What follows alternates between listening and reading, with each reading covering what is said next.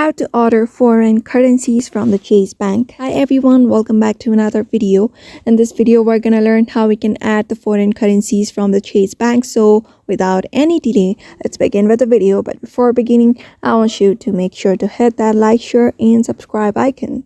So first thing first, you need to download the Chase app, or you may just go to chase.com. After that, log in into your account, and there are some steps you need to follow after that.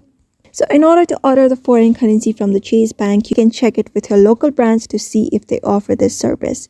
You can also call your nearest branch to learn about the transaction fees. And there are some things to keep in mind when ordering foreign currency from a bank. One of them is exchange rates. You can use a trusted source like Reuters or the International Monetary Fund to find current exchange rate.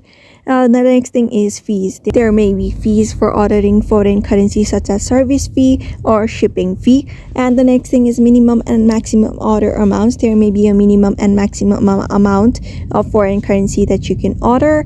So another thing is pickup method. You can usually use to pick up the cash at a local branch. If you may just go to any of the local branches near your place, and you should be able to order your foreign currency. The next thing is you may just need to wake up to 2 business days to receive your cash on your delivery time.